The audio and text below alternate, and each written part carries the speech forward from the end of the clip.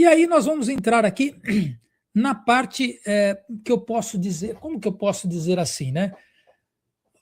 Muitas pessoas, né? Tem pessoas da direita, da esquerda, que são religiosas, se dizem cristã. Eu não acredito que pessoa de esquerda seja cristã, mas tudo bem, né? Tem uns que se dizem aí que são católicos, são crentes, né?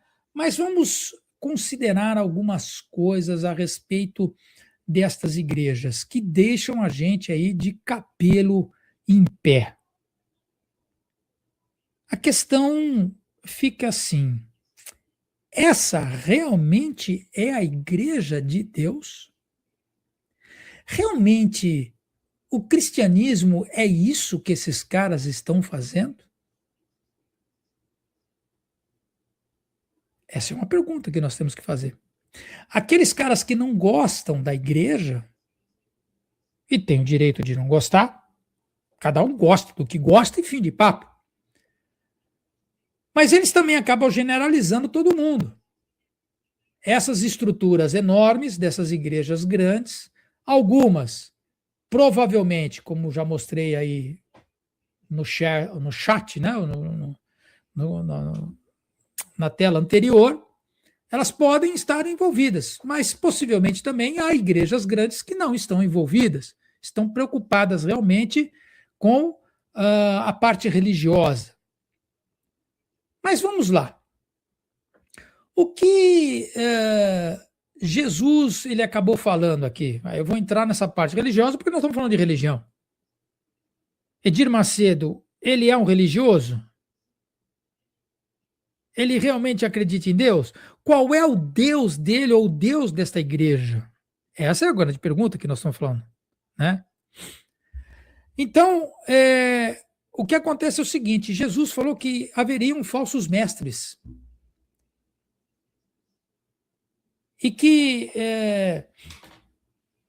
para esses falsos mestres, para esses falsos pastores, falsos padres, seria melhor. Olha só o que Jesus fala e está lá na Bíblia. Não sou eu que estou falando, é o que está na Bíblia.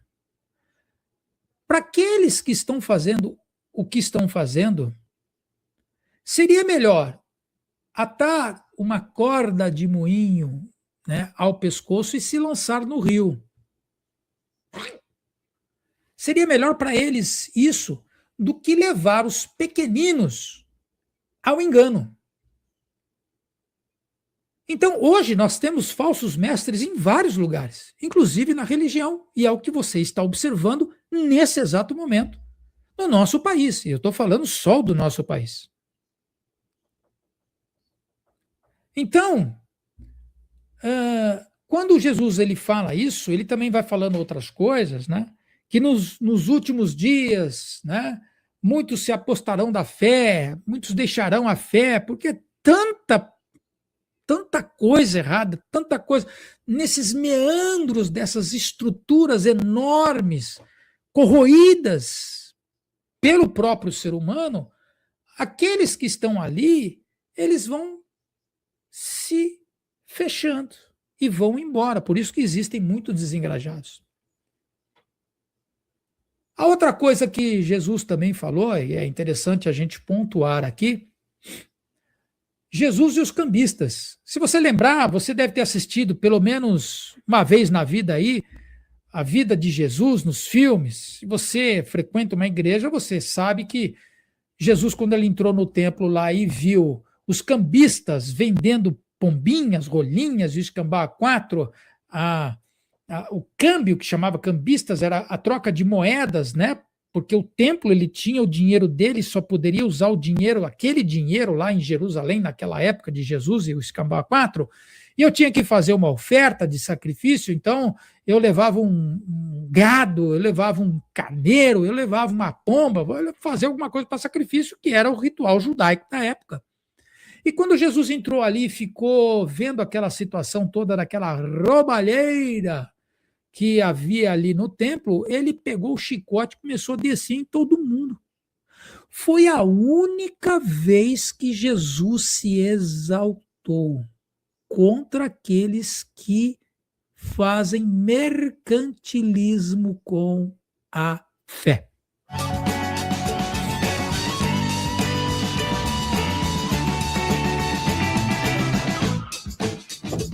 Ou seja, tá? O comércio na casa de oração. Ele ficou ali e foi a vez com que ele se exaltou contra o ser humano. Não preciso falar mais nada, né? Bora lá. E para a gente aqui fechar este item, o poder religioso e o poder político. Vale lembrar que aí eu já coloquei isso em vários lugares, essa situação que eu vou colocar aqui para você, né? Mas essa analogia que eu vou colocar aqui para você, mas que vale a pena a gente colocar neste contexto do que nós estamos vendo aqui. Quando a gente vai numa igreja, os pastores, ou mesmo o padre, fala que Jesus morreu por você, para anular os seus pecados, né? Então, se houvesse só você na face da terra e você é um pecador, Jesus iria morrer por você. Então, o pano de fundo diz o seguinte: Jesus ele se entregou para anular os pecados daqueles que seguem a Jesus, que aceitam o seu sacrifício. E que ele morreu, ele se entregou à morte. Só que, para que isso se cumprisse, foi necessário usar ferramentas humanas. E quais foram as ferramentas humanas utilizadas para o sacrifício de Cristo? Foi o poder religioso e o poder político. Os religiosos da época não queriam saber de Jesus. Por quê, Paulo? Porque Jesus estava fazendo milagres. Porque Jesus veio para confrontar a religiosidade. Essa mesma religiosidade que você vê aí nas igrejas para cima e para baixo. Né? Igrejas grandes e pequenas. Depende. Então, quando os sacerdotes eles viram que eles estavam sendo confrontados por aquele judeu da Galileia, eles falaram assim: é melhor a gente eliminar esse cara, porque esse cara vai dar trabalho para a gente. Você vê como que o religioso ele faz essas coisas e procura se justificar desta forma. Misericórdia. Foi o poder religioso que instigou o poder político para prender e crucificar Jesus. Mas quem foi o poder político? O poder de Roma. Roma, naquela época, representava a política da situação. Você já viu a montar algum esquema para prender pessoas? Há alguma semelhança? Você consegue ver algumas semelhanças naqueles que começam a contestar, aqueles que começam a mostrar os problemas dos seus governantes, que começam a mostrar os problemas dos seus líderes religiosos e de repente eles são proscritos, de repente eles vão para a cadeia? E lá na época de Jesus, eles iam para a cruz. Então foi o poder religioso e o poder político que levou Jesus para a cruz. Portanto, são os dois maiores segmentos da sociedade que mostram a sua face: o poder político e o poder religioso. Quando eles se juntam, geralmente não dá certo. Quando você vê uma igreja envolvida com partidos políticos, meu amigo, cai fora. E você que é frequentador destas igrejas, e você vai lá e entrega o seu dízimo, a sua oferta, você também é responsável por isso.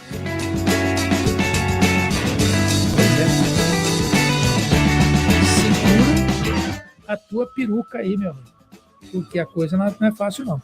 O Peter está falando aqui: Paulo, vem para a esquerda, você vai se sair bem. Ô, Peter! Ô, Peter! Tá doido, hein? Cadê aqui a minha coisa aqui? Muito bem. Então, dito isso, nós vemos que nós temos muitos problemas dentro dessas estruturas aqui a religião que está aqui na tela. Volta aqui para mim. É aqui. Vamos botar aqui. Isso, vamos botar aqui. Então, tudo isso. Opa, deixa eu tirar aqui. Tudo isso que eu coloquei para vocês está lá dentro do banco Digimais. Muito provavelmente nós teremos mais coisas que irão aparecer dessas instituições. E aí eu coloco além dos fatos. Não é possivelmente a única igreja envolvida com políticos e com escândalos. Como nós colocamos aqui, o Peter acabou de lembrar aqui também a respeito da Lagoinha, que até agora está todo mundo quietinho, mas, olha, aguenta a mão que provavelmente virá mais aí, né?